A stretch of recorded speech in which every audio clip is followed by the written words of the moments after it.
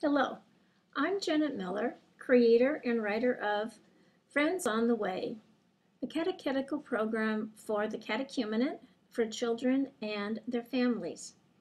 I'm here today to show you how to make a piggy bank that the children can use when they want to collect for a worthy cause. We are going to use all recycled materials to make a darling little bank that they will enjoy having.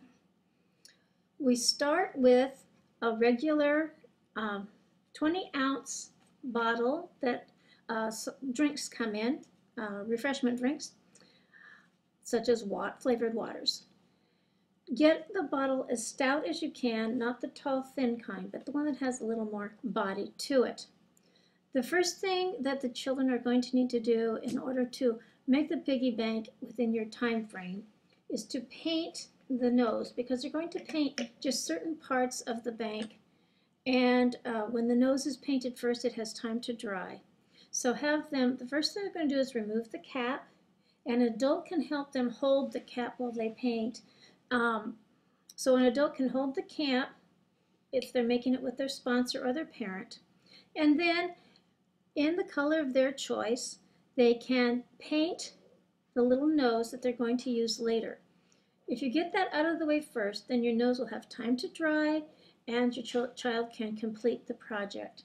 So once we've painted the nose, then we are going to make sure that we have all the other items prepared that we're going to need to make the bank. The children can choose any fabric that they might want. I happen to have some really nice pink satin fabric from a blouse, left over from a blouse that I made for my daughter. So I used the pink satin and it made a cute pink piggy bank. Although all piggy banks do not have to be pink, and an assortment of fabrics would be nice to have. For instance, I have this brown piece of fabric I think would make a very nice little piggy bank. Or even if you have plaid or polka dot or check, any kind of fabric may be used. The children might want to bring an old shirt they've outgrown that has a rip in it or something, and recycle that shirt into a piggy bank would be a wonderful task to teach the children. Once the fabric is selected, the fabric needs to be cut into strips. The strips should be about 1 inch to 1.5 inches wide and up to 8 inches long. It is good to have them of varying lengths. Don't worry if the edges are smooth or rough, and don't worry about the exact length, because all of these are going to be wrapped around a kind of paper mache style. So as long as you have plenty of little strips that are up to 8 inches long, and you do want some shorter ones for the smaller areas.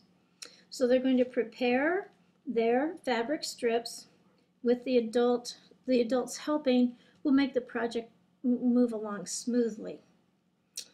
You're also going to need a regular egg carton, not the foam type, but the cardboard type of type of egg carton. So you're going to take 2 sections from the egg carton to make two pair of legs. They're going to be cut in pairs, not as single legs, so that you're going to cut and have 2 pair of legs, 2 for the front and 2 for the back. It's also good when you cut these to go ahead and cut out the little bridge and just leave them bridged so that they're held together but flexible. So they'll be cut out like this. While you're cutting, also use a little strip of the flap. There's usually a spot that has just a little natural V to it, and you can, to make the ears, just cut out those little natural V's, and you can make 2 cute little ears for your pig. So from the egg carton, you're going to cut out 2 sets of legs held together with a bridge and 2 little ears. Once you have those cut out, they're going to be attached to the bottle and with a little bit of masking tape. The children don't need to use very much masking tape because the glued strips of fabric are going to hold everything together in the end. But they do need enough tape to hold the legs and the ears on while they're working. So a little bit of masking tape to secure one set of legs to the very back bottom of the pig, and one set of legs secured to the very front behind the head area. Most bottles have a nice natural ridge so that the legs can be secured over the little natural ridge in order to form the body of the pig with the two legs. Then on top, above the front legs, just in front of them, those two little cute flappy ears can be secured with a little bit of tape. Once the legs and the ears are on, it works best if at this time an adult takes a sharp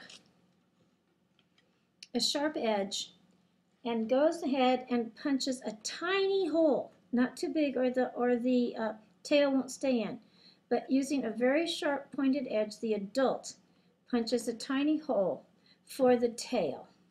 And at that time, the child can take the piece of chenille stem, make a curly cute tail, and insert it into the hole that the adult has punched. If the hole seems too big, go ahead and secure that with some masking tape so that the tail is not falling out while the child's trying to work. So that is going to be your form for your piggy bank. So here we have a form that is all ready. Then the adult can help take some white glue and in a recycled pan, squirt a couple of tablespoons of white glue and then several tablespoons of water. It's all right to have a little extra water. The glue is going to stick once it dries. The water will evaporate and the glue will stick. So don't worry about getting it too watery, but you don't really need very much glue. So you're going to have your watered down glue ready, and you have the strips ready, and all the child is going to do, and it's going to be great fun, they're going to dampen the strips in the glue, totally damp, covering the strip with the glue, and they're going to just start applying those strips to the pig to cover the whole bank. So they take the strip, prepared strip, get it moist, and start wrapping the whole bank, overlapping the strips, just making sure the whole bank is covered. Now, this sort of project is so much quicker to do than paper mache. Your color is already in the fabric, so you don't need to have a drying time to paint. You don't need to have several layers that dry in between. All you need to do is make sure that your piggy is totally covered with fabric. After the pig is covered with fabric, and sometimes while you're working, things slide around, it's possible then not to worry. Just take a little paintbrush, dip it in the glue, and adjust and settle down any loose ends until everything seems like it's covered and sticking down. While the child has the paintbrush, they can then take the acrylic paint and use it to paint the ears and use it to paint the legs, and maybe an adult can help them turn the pig, or it's easy to hold the pig by this open snout and paint the feet and any areas that they want painted. It can be with a coordinated color like I have here, or it can be a contrasting color. They could use gray, black, a brown, or if they want something spiffy, you could even use bright acrylic colors. So after the pig is totally covered with fabric and the pieces are painted, you're going to be delighted to see the darling pig that you're going to end up with, the little piggy bank that you're going to have. Here is a piggy bank that I have finished. It's been covered in fabric and dried. In order to finish it off, I put 2 beady eyes, and I cut some little black paper circles to make a little snout, and I attach the snout to the pig, and you will have a darling end product. The children then may either put their money in through the snout, or and if they want a slit, an adult can cut a slit in the back area. I would do it in the back for balance, that the children could then insert their coins.